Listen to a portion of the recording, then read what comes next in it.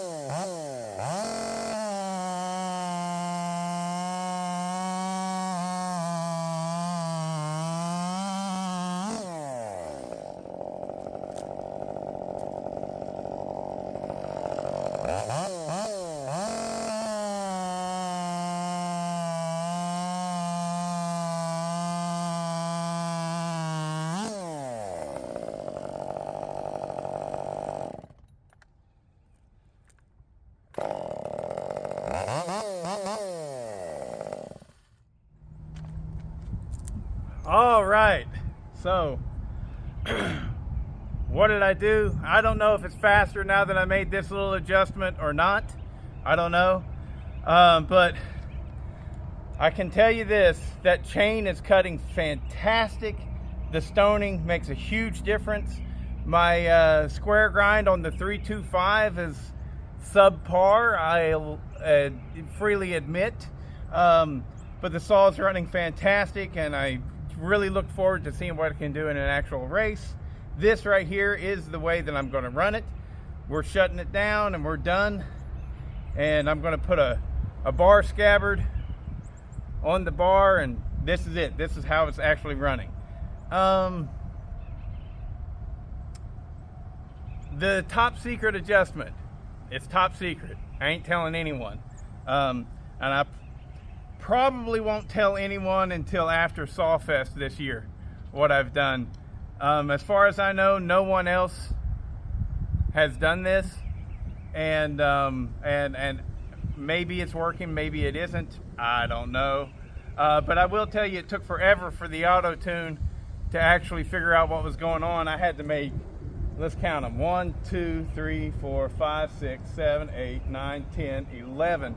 I had to make 11 big long cuts before it even came close to actually tuning itself in. So I definitely made a big change, I'll give you that much. And I don't know if it's faster before or after. This video will tell me what's going on with that.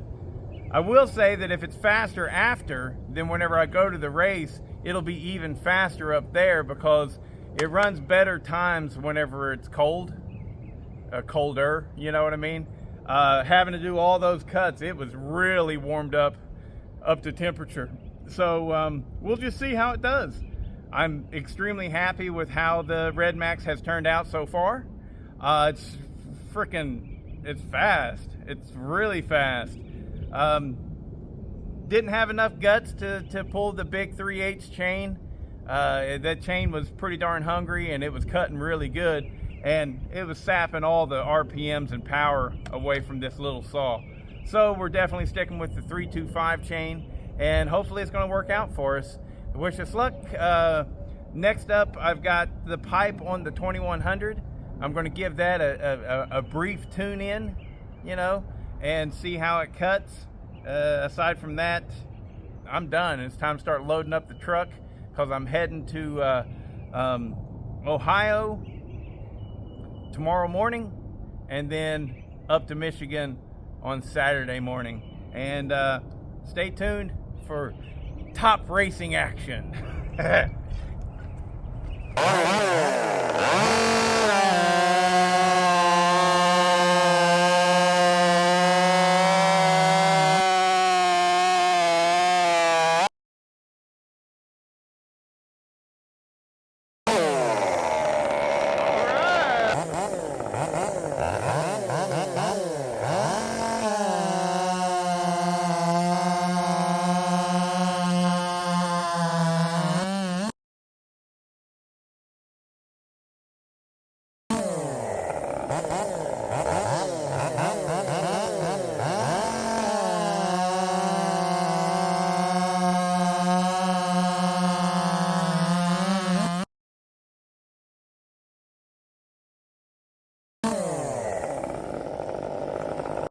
Okay, so what did we learn from our testing? Two very valuable things. Numero uno, we know that this 325 chain that I have made was faster whenever it was, the rakers were set to hardwood setting. However many thousands that is, I don't know. I'm using the Husqvarna 325 raker gauge setup. So it was faster, but whenever I was cutting with it, it just wasn't stalling at all. And I was like, I think it can take a little bit bigger bite. So I went ahead and I set it to the softwood setting. Should have left it with the hardwood setting, but you know, there you have it. Also, we learned that my top secret adjustment may not have helped. I think what happened is it gave it more torque and less RPMs, which I've been talking with this to the one or two people that know about what I'm doing here, and it would make sense that this is exactly what would happen, is I would lose a small amount of RPM, but gain some actual power, some actual torque. So whenever I was cutting with that top secret adjustment, sorry guys, I ain't telling you because it's a race secret. We all got to have our secrets, and I have faith that this secret is going to pan out. It's going to work. But what I learned in doing cutting, I did a lot of cuts. And it took a long time for that auto-tune to figure out what was going on and adjust. But once it did, it was just feeding it so much fuel. It was running crazy fat. And it was going through the cycles and cycles and cycles and leaning it out. But what I think it would do now that it wouldn't have done before, possibly, is now it would pull a 9-pin 325 sprocket. What's currently on there is an 8-pin 325 sprocket. And for a 50cc saw, it has gobs of power. It really does. Before, I think that I was quoted as saying my guess is 5.6 horsepower. But I think it's a little higher than that. And, you know, we're going to find out, and I'm likely to eat crow and be like, oh, no, it's so disappointing. I thought it produced more. What? It's only got 4 horsepower? You know what I mean? That stuff happens, and I get it. But it's running stellar. This is, I mean, it's been a long time since I ran any other 550, 545, anything like that. You know, I haven't since October. But what I can remember from October is this ran just as strong as any of the other ones that I ran. And but shoot, that was like 6 months ago. What do I know, you know? But it does run really, really good, and it's not going to embarrass me. And I'm pretty sure that I won't take last place. I hope. But, you know, it's running really, really good. And depending on whether we figure out if my top secret adjustment is a worthwhile thing or not, is when I will decide whether or not I'm going to spill the beans on it. Because it's a pretty big one. Honestly, it's like, you did what? I didn't. Are you serious? That would, you know, it'll be a good talking piece. But whether it actually works to gain power or not, I don't know. And the reason I want to keep it secret is, well, in case it does really work and it yielded good power and stuff like that. Well, I mean, I want to run this saw at Sawfest unless I come up with something better between now and then. As it is, even though I haven't done official testing, I'm pretty certain that this is, by a pretty significant margin, the fastest 50cc saw that I have. So the only thing that would come close to it would be my Craftsman 3.3 XP. The Craftsman 3.3 that actually has a 346 XP cylinder on it by a combination of Brennan Cass and Garrett Barker. But I think that this thing will definitely beat it. We won't know until we test, I know. But anyways, I hope you enjoyed the video. And now, I gotta say, I'm really burnt out and I don't want to pick up that 2100 and tune it. Because that's really all it is. I've got to tune it to run that pipe. And if I do that, then what that leads to is I fuel it up and oil it up. I don't have enough wood to be tuning it like I need to. And so I would have to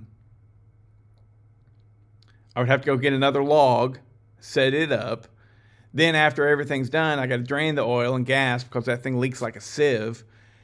As it is, I think I might just go ahead and just slide the scabbard on that thing and just chill out. I've got to load up the truck and everything. I know I'm not going to win anything, so what's the point? While I'm there, it'll be fun to tune it up a little bit. Maybe I'll do it at Grant's with him, and we'll get some time runs then and stuff like that. But yeah, I've done talked myself into it at this point. I'm not going to fire that damn thing up today. But I'm excited. I'm excited about the race. It's going to be, I mean, the racing is fun. I really like doing the racing. I really like it. But that ain't why I'm making the trip to Michigan.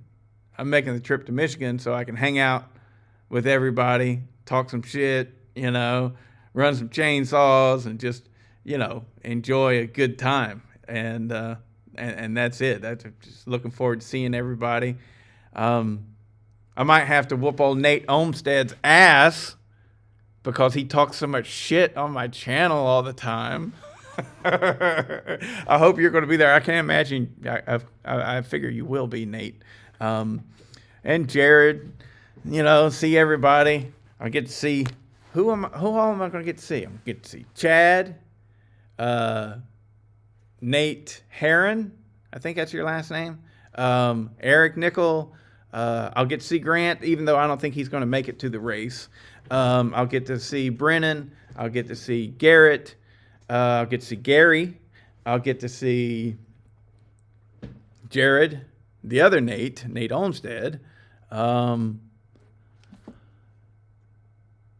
looking forward to meeting EJ McNamara because he does a lot of crazy builds for all kinds of stuff, you know, big hot sauce and things. And I want to talk to him about the 2100 and maybe figure out a direction to go with it. Maybe it'll run great and I'll just keep it the way that it is. I don't know. Oh, I did another timing advance on the 2100. The 2100 Husqvarna is not wanting to pull high RPMs. I already took 30 thousandths from the key, the actual Woodruff key on the flywheel.